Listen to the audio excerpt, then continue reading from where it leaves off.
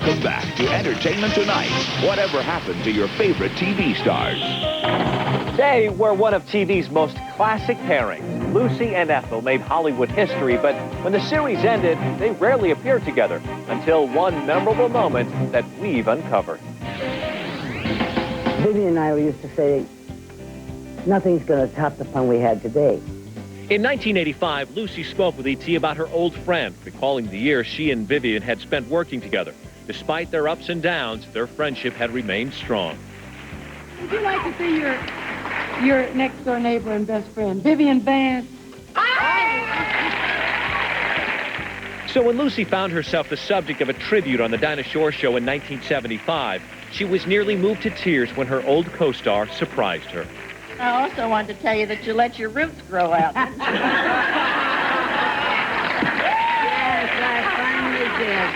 I finally did. The reunion was the first time the two had seen each other in years following Vivian's move to the San Francisco Bay Area.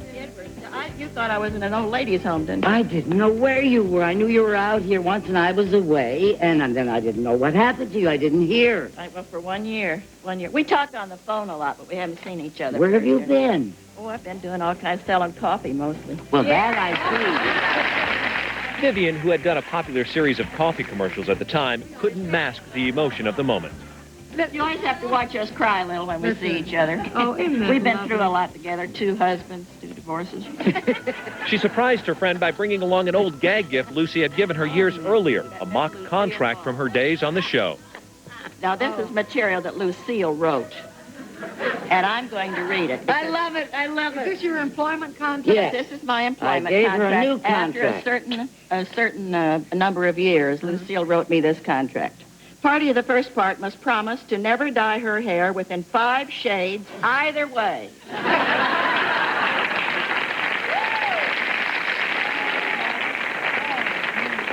Of the party of the second part, also known as the lovable natural redhead. Yes, of course.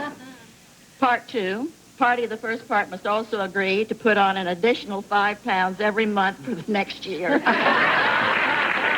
Otherwise, this contract shall be terminated at the whim of the party of the second part by 1, a phone call, or the more generous option of 30 minutes notice, Lucille Ball. But Vivian's favorite story sounded as though it could have been right out of an I Love Lucy episode, except for the fact that it really happened. Ever so often, she'd get me over there on a Saturday, and she'd put the bleach on my hair, and she'd put the henna on her hair, and then we'd sit around gab, we'd have old slacks on and a couple old shirts, and so we were sitting in her beautiful home in Beverly Hills, and she had an operation on your toes. That's right, ingrown toenails.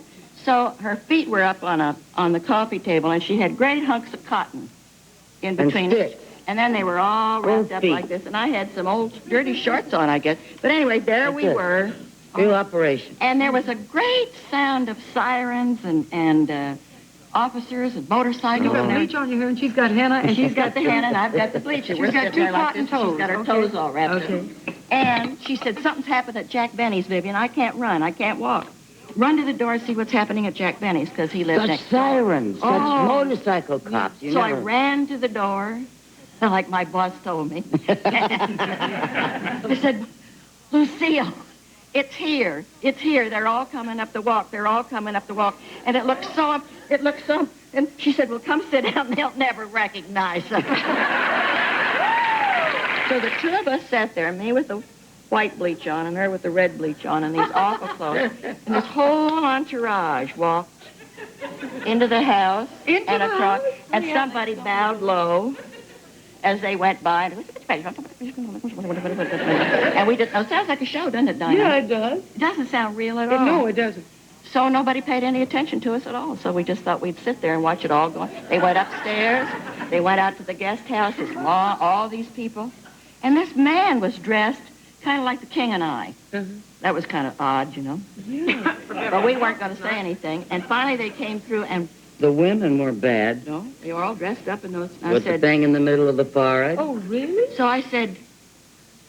The man said, thank you very much. And we said, who was that? you know, because we'd really like to know who this entourage was that went by as the two of us were sitting there and said, that was the King of Siam. And I said, Lucille, nobody's going to believe this. And the man said, he thanks you very much. And you know what she He thanks said? you very much. She said, well, you're very welcome. She said, we'll drop in on you someday when we're... The Dinah reunion was one of their last public appearances together. 2 years later, Vivian was diagnosed with bone cancer. 2 years after that, she lied near death when Lucy came to visit for what would be their final goodbye. Once she saw Lucy's face, she broke into tears, and they hugged, and everybody left them alone and just let them talk for a couple of hours and just reminisce and be pals that they were. Vivian died in August of 1979, Lucy nearly 10 years later. The laughs they left behind on screen may have been intended for the TV audience at home, but one gets the feeling it was the two of them who had the better time. Lucy's death was 13 years ago this week. Stay with us. We'll be right back.